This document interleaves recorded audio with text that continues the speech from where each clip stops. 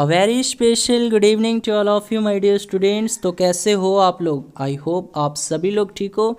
Guys आज की class बहुत ही ज़्यादा इंपॉर्टेंट होने वाली है, क्योंकि आज की क्लास में हम लोग जीके के महत्वपूर्ण प्रश्न देखेंगे जो आपके पैरामेडिकल 2021 एग्ज़ाम के लिए काफ़ी ज़्यादा हेल्पफुल रहेगा। तो चलिए आज की क्लास को हम लोग स्टार्ट करते हैं। तो क्लास को स्टार्ट करने से पहले यदि आप लोग इस चैनल पर नए हो तो इस चैनल को सब्सक्राइब कर लीजिए, और यदि अभी तक आप लोगों ने हमारे टेलीग्राम ग्रुप को ज्वाइन नहीं किया है तो आप लोग हमारे टेलीग्राम ग्रुप को भी ज्वाइन कर लीजिए। यहाँ पर आपको हर एक क्लास का पीडीएफ प्रोवाइड करवा दिया जाता है, ठीक है।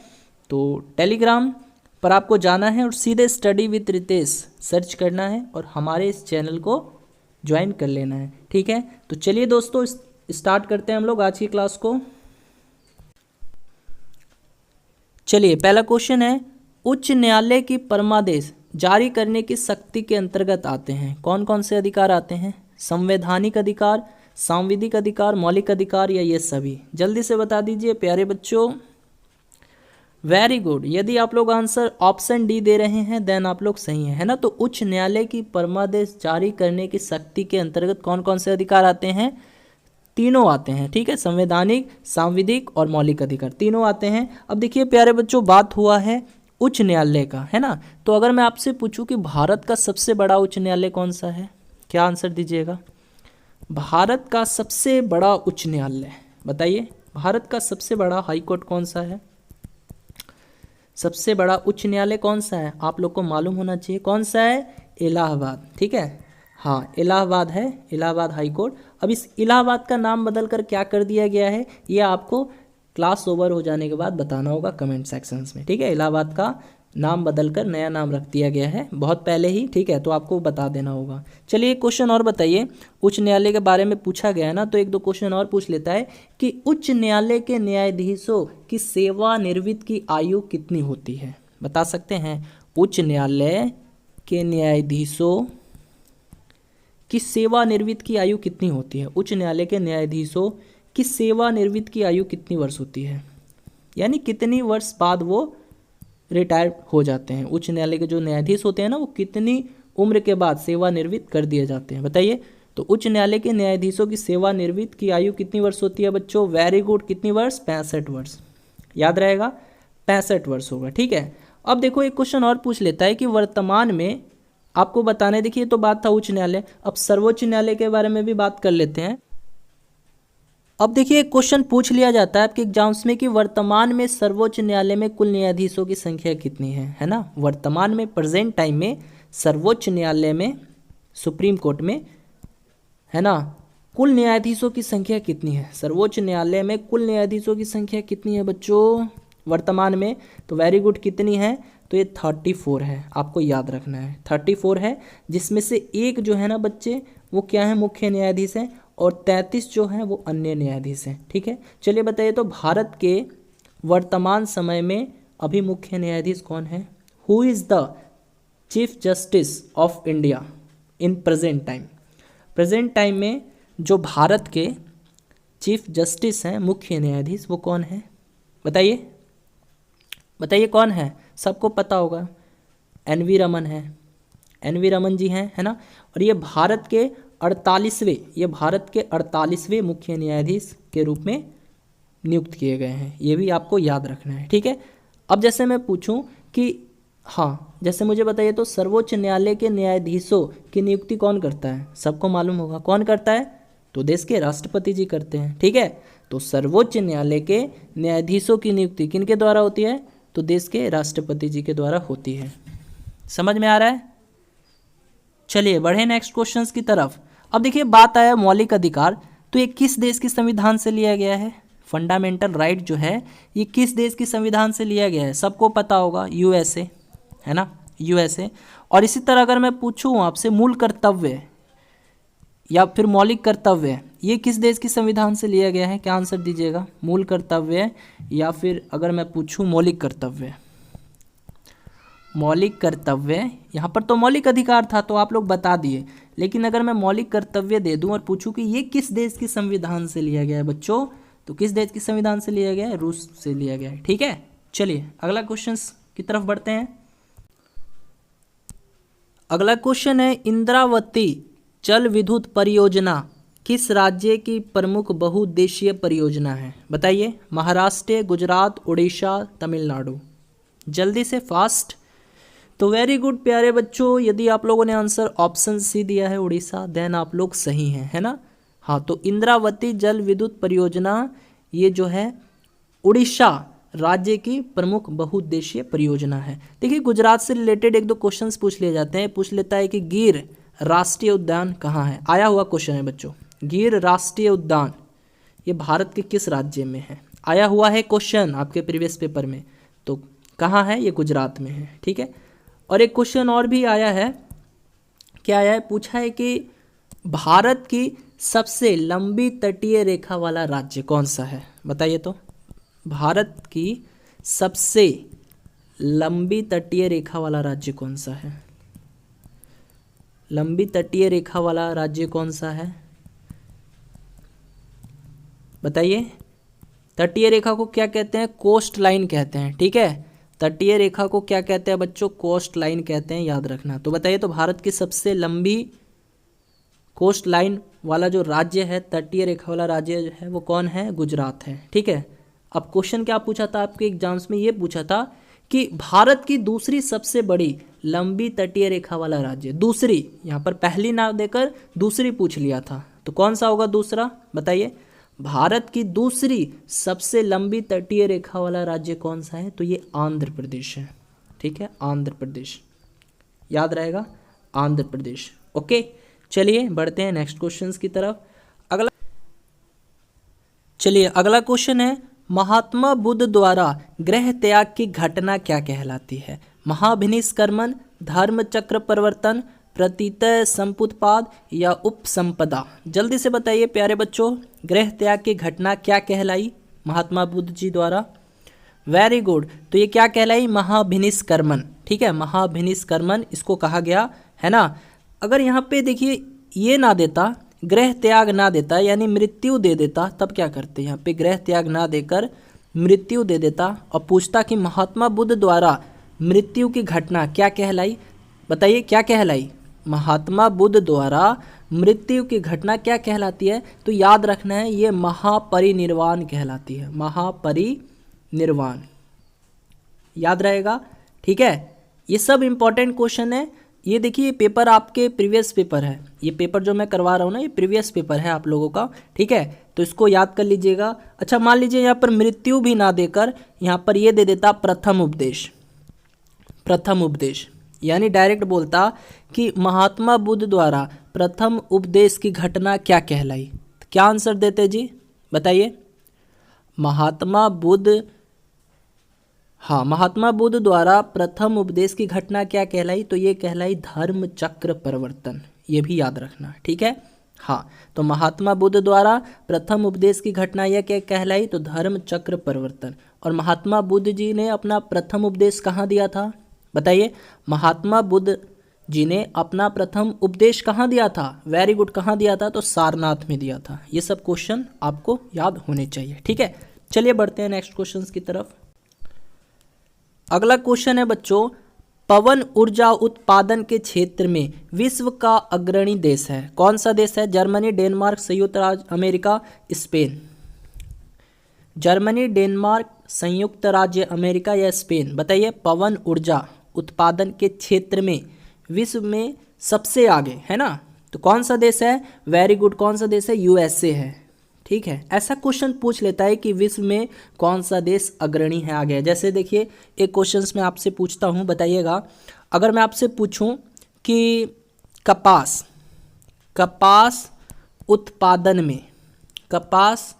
उत्पादन में विश्व का अग्रणी देश कौन सा है? बताइए। कपास को क्या बोलते हैं? कॉटन। उत्पादन को प्रोड्यूस। तो कॉटन को प्रोड्यूस करने में वर्ल्ड का जो सबसे नंबर 1 पे जो देश है वो कौन सा है? कपास उत्पादन में विश्व का अग्रणी देश कौन सा है? यानी जो कॉटन का सबसे ज़्यादा प्रोडक्शन करता हो, तो कौन सा देश है? अपना देश है भारत, याद रखना, ठीक है। तो कपास उत्पादन में विश्व का अग्रणी देश कौन सा है? भारत है, ठीक है, याद होना चाहिए।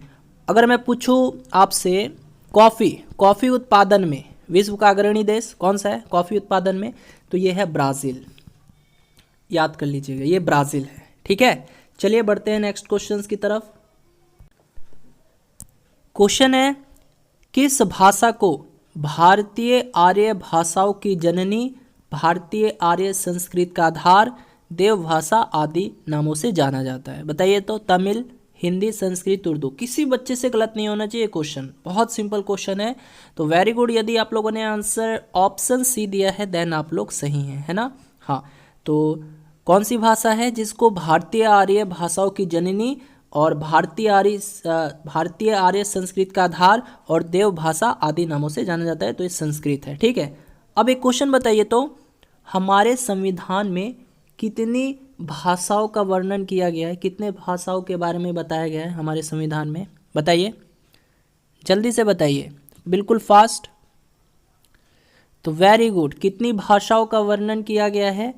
वेरी गुड, तो 22 भाषाओं का। ठीक है, अब प्रश्न ये भी पूछा जा सकता है बच्चों कि ये इस 22 भाषाओं का वर्णन संविधान के किस अनुसूची के अंतर्गत किया गया है? यानी संविधान के किस अनुसूची के अंतर्गत 22 भाषाओं का वर्णन किया गया है? तो कौन सी अनुसूची है बच्चों? वो 8वीं अनुसूची। ठीक है, 8वीं अनुसूची के अंतर्गत इन 22 भाषाओं का वर्णन किया गया है। Got it? समझ गए ना। अगर मैं आपसे ये पूछूं कि विश्व में सबसे ज़्यादा बोले जाने वाली भाषा कौन सी है? बताइए, विश्व में सबसे अधिक बोले जाने वाली भाषा, विश्व में अधिक बोले जाने वाली भाषा कौन सी है? तो कौन सी है? वेरी गुड, चीनी, यानी चीन की मंदारिनी, इस तरह भी बोल सकते हो, चीनी, या इसको बोलते हैं मंदारिनी। चीनी बोल सकते हो या फिर मंदारिनी। ठीक है, हाँ ठीक है। अच्छा, एक क्वेश्चन और बताओ तो, हिंदी को राष्ट्रीय भाषा का दर्जा कब मिला और हिंदी दिवस कब मनाया जाता है? ये क्वेश्चन आपको क्लास ओवर हो जाने के बाद कमेंट सेक्शन में बताना होगा कि हिंदी को राष्ट्रीय भाषा का दर्जा कब मिला। हिंदी को राष्ट्रीय भाषा का दर्जा कब मिला और हिंदी दिवस कब मनाया जाता है? दूसरा क्वेश्चन, हिंदी दिवस कब मनाया जाता है? ये सब पता है, याद होना चाहिए, पूछ लिया जाता है कभी कभी आपके एग्जाम्स में। ठीक है, चलिए अगला क्वेश्चन देखते हैं। अगला क्वेश्चन है बच्चों, जब राष्ट्रपति और उपराष्ट्रपति दोनों के पद खाली हो तब उनके काम कौन करेगा? यानी जब देश के राष्ट्रपति और उपराष्ट्रपति दोनों का पद खाली हो तो उनके कार्यभार को कौन संभालेगा? चलिए बताइए, देश के प्रधानमंत्री, गृह मंत्री, भारत के मुख्य न्यायाधीश या लोकसभा अध्यक्ष? जल्दी से, सिंपल क्वेश्चन है बच्चों, बिल्कुल फास्ट, हर स्टूडेंट आंसर देंगे। तो वेरी गुड, यदि आप लोग आंसर ऑप्शन सी दे रहे हो देन आप लोग सही हो, है ना। तो जब राष्ट्रपति और उपराष्ट्रपति दोनों का पद खाली हो तो उनका कार्यभार जो है कौन संभालेगा? तो भारत के मुख्य न्यायाधीश संभालेंगे। ठीक है, हाँ। और वर्तमान समय में भारत के मुख्य न्यायाधीश कौन है बच्चों? अभी मैं बताया था, NV रमन, है ना, N वेंकट रमन है। ये भारत के 48वें मुख्य न्यायाधीश के रूप में नियुक्त किए गए हैं। और मुख्य न्यायाधीश की नियुक्ति कौन करता है? तो देश के राष्ट्रपति करते हैं। समझ में आ रहा है ना। और देखिए, बात करेंगे प्रधानमंत्री के बारे में, तो आप सभी को पता है कि अगर कोई भी व्यक्ति प्रधानमंत्री पद के लिए खड़ा होता है तो उसकी न्यूनतम आयु कितनी वर्ष होनी चाहिए? बताइए तो। प्रधानमंत्री बनने के लिए उम्मीदवार की न्यूनतम आयु कितनी वर्ष होनी चाहिए? 25 वर्ष होनी चाहिए, है ना। याद है? हाँ। अब देखिए, देश के प्रथम प्रधानमंत्री कौन थे? बताइए, सबको पता होगा, जवाहरलाल नेहरू जी थे, है ना। लेकिन एक क्वेश्चन ये पूछा था कि देश के दूसरे नंबरवे के प्रधानमंत्री कौन थे? बताइए, भारत के दूसरे नंबरवे के प्रधानमंत्री कौन थे?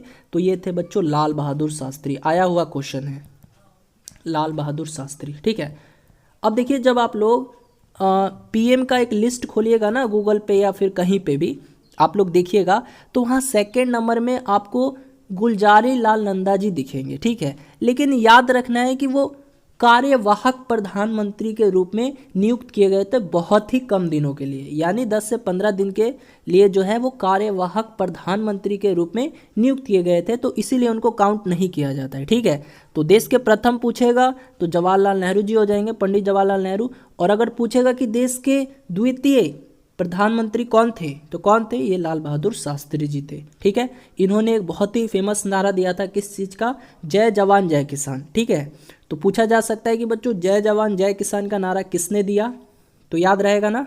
चलिए, हाँ, अब बात करेंगे बच्चों गृह मंत्री के बारे में। तो बताइए, तो भारत के प्रथम होम मिनिस्टर कौन थे? गृह मंत्री कौन थे? सबको मालूम होगा कौन थे? सरदार वल्लभ भाई पटेल जी थे। सरदार वल्लभ भाई पटेल जी थे। ठीक है, हाँ। और अभी वर्तमान में कौन है, ये आपको कमेंट बॉक्स में बताना होगा। ठीक है, और अगर मैं बात करूं प्रथम लोकसभा अध्यक्ष कौन थे? कौन थे बताइए? तो ये जीवी मावलंकर जी थे। याद रहेगा, जीवी मावलंकर, गणेश वासुदेव मावलंकर इनका पूरा नाम था, मावलंकर। ठीक है, लिख लीजिएगा। चलिए, अगला क्वेश्चन है। यदि क्लास अच्छी लग रही हो तो एक लाइक जरूर दे देना, काफ़ी ज़्यादा मोटिवेशन फील होती है। ठीक है, क्वेश्चन है, साइमन कमीशन का भारत आगमन किस वर्ष हुआ था? देखिए, बहुत ही वीवीआई क्वेश्चन है बच्चों, ये इसको वीवीआई कर लेना। 1930, 1928, 1925, 1919। बताइए, तो साइमन कमीशन का भारत में आगमन किस वर्ष में हुआ था? बताइए। तो वेरी गुड, यदि आप लोग आंसर ऑप्शन बी दे रहे हैं 1928, देन आप लोग सही हैं। तो कब हुआ था याद रखना है। हाँ, बताइए कब हुआ था। वेरी गुड, 3 फरवरी 1928। ठीक है, लिख लो, यहाँ पे पूरा डेट लिखना चाहो तो लिख सकते हो, 3 फरवरी 1928। ठीक है, चलिए अगला क्वेश्चन है। माई एक्सपेरिमेंट विथ ट्रूथ के रचनाकार कौन है? एक पुस्तक है माई एक्सपेरिमेंट विथ ट्रूथ, इसके रचनाकार कौन है? इस पुस्तक के रचनाकार कौन है बच्चों? महात्मा गांधी, मौलाना आजाद, या जवाहरलाल नेहरू, या जयप्रकाश नारायण? बताइए जल्दी से, फास्ट। तो शाबाश मेरे लाडलो, इसका आंसर क्या हो जाएगा? ऑप्शन ए, है ना। माई एक्सपेरिमेंट विथ ट्रूथ के रचनाकार कौन है? महात्मा गांधी जी हैं, है ना। हाँ, याद रहेगा। अगर आपसे ये पूछता इंडिया विंस फ्रीडम, इस पुस्तक के रचनाकार कौन है बच्चों? इंडिया विंस फ्रीडम, तो कौन है? तो मौलाना अब्बुल कलाम आजाद। तो ऑप्शन बी हो जाता। ठीक है, अगर ये पूछता तब। याद रखना, इंडिया विंस फ्रीडम के रचनाकार कौन है? मौलाना अब्बुल कलाम आजाद हैं। ठीक है, और एक और बुक है, बहुत ही फेमस बुक है, discovery of India. Discovery of India, इस पुस्तक के रचनाकार कौन है बच्चों? डिस्कवरी ऑफ इंडिया, तो इसके रचनाकार जवाहरलाल नेहरू जी हैं, पंडित जवाहरलाल नेहरू जी हैं। ठीक है, हाँ। चलिए, और देखिए मौलाना अबुल कलाम आज़ाद ये भारत के प्रथम शिक्षा मंत्री भी थे। तो ये भी पूछा जा सकता है कि भारत के प्रथम, हाँ, भारत के प्रथम एजुकेशन मिनिस्टर कौन थे? शिक्षा मंत्री कौन थे? तो ये थे मौलाना अबुल कलाम आज़ाद थे। ठीक है, शिक्षा मंत्री। चलिए अगला क्वेश्चंस की तरफ चलते हैं बच्चों। अगला क्वेश्चन है, 9वीं सदी में भारत आए अरबी यात्री सुलेमान ने किस साम्राज्य को रुहमा कहकर संबोधित किया था? बताइए। पाल, प्रतिहार, राष्ट्रकूट, सेन। देखिए 9वीं सदी में एक अरबी यात्री आया था जिसका नाम था सुलेमान। इसने किस साम्राज्य को रुहमा कहकर संबोधित किया था? बताइए। तो वेरी गुड, हाँ जी, शाबाश। तो इसने पाल वंश, है ना, पाल वंश यानी पाल साम्राज्य को रुहमा कहकर संबोधित किया था। ठीक है, किस यात्री ने? तो एक अरबी यात्री था सुलेमान। ठीक है, तो ऑप्शन ए जो है राइट आंसर हो जाएगा इसका। ठीक है, हाँ। अच्छा, पाल वंश के संस्थापक कौन थे? इस पाल साम्राज्य का संस्थापक कौन था? तो याद रखना है गोपाल। ठीक है, हाँ। अगर मैं पूछूं राष्ट्रकूट वंश के संस्थापक कौन थे? कभी कभी पूछ लिया जाता है, कौन थे? तो ये थे दंती दुर्ग। याद रखना, दंती दुर्ग। दंती दुर्ग थे राष्ट्रकूट वंश के संस्थापक। ठीक है, चलिए अगला क्वेश्चन देखिएगा बच्चों। अगला क्वेश्चन है, समताप मंडल में ओजोन परत का कार्य क्या है? बताइए। स्ट्रेटोस्फेयर में ओजोन लेयर का जो कार्य होता है वो क्या होता है? बताइए, ऑप्शन देखिए। तो देखिए, पहला ऑप्शन है भूमंडलीय ताप को स्थिर रखना। दूसरा ऑप्शन है भूकंपों की आकृति को घटाना। तीसरा ऑप्शन है मानसूनों की विफलता को बचाना। चौथा ऑप्शन है भूतल पर पैराबैंगनी विकिरणपात को रोकना। बहुत सिंपल क्वेश्चन है, बता दीजिए जल्दी से, जल्दी बताइए। तो वेरी गुड, यदि आप लोग आंसर ऑप्शन डी दे रहे हैं देन आप लोग सही हैं, है ना। तो समताप मंडल में स्ट्रेटोस्फेयर में जो ओजोन लेयर है उसका कार्य क्या है, तो भूतल पर पराबैंगनी विकिरणों को रोकना। ठीक है, एक क्वेश्चन ये पूछ लेता है कि ध्यान से समझना, सूर्य से आने वाली, है ना, सूर्य से आने वाली हानिकारक पराबैंगनी किरणों से कौन सी गैस हमारी रक्षा करती है। यहाँ बात आया है पराबैंगनी का, तो एक क्वेश्चन ये पूछ लेता है कि सूर्य से आने वाली अल्ट्रावायलेट रेज हैं, है ना, पराबैंगनी किरणें हैं, इससे कौन सी गैस रक्षा करती है, बताइए। सूर्य से आने वाली पराबैंगनी किरणों से कौन सी गैस हमारी रक्षा करती है, तो ओजोन गैस रक्षा करती है, याद रहेगा। हाँ, ओजोन गैस, ओजोन गैस जो कि ऑक्सीजन से बनी हुई गैस है, यानी ऑक्सीजन के 3 परमाणुओं से मिलकर ये बनी एक गैस है। ठीक है, हाँ, याद रहेगा। अब देखिए समताप मंडल का भी बात आया था, स्ट्रेटोस्फेयर का, तो याद रखना है कि इस मंडल में, इस लेयर में जितने भी वायुयान हैं, जेट विमान हैं, है ना, ये सब उड़ान भरते हैं। तो पूछ लेता है कभी कभी कि वायुयान किस मंडल के अंतर्गत उड़ते हैं, किस परत के अंतर्गत उड़ते हैं, तो किस परत के अंतर्गत उड़ते हैं, समताप मंडल के। ठीक है, तो वायुयान या फिर जेट विमान और जितने भी रॉकेट वगैरह हैं, है ना, वायुयान या फिर बोल देगा जेट विमान, ये सब किस परत के अंतर्गत उड़ते हैं, तो ये सब समताप मंडल के अंतर्गत उड़ते हैं। ठीक है, तो गाइज़ आज की क्लास में इतना ही। यदि क्लास अच्छी लगी हो तो एक लाइक ज़रूर दे देना, और चैनल पे नए हो तो इस चैनल को भी सब्सक्राइब कर लेना।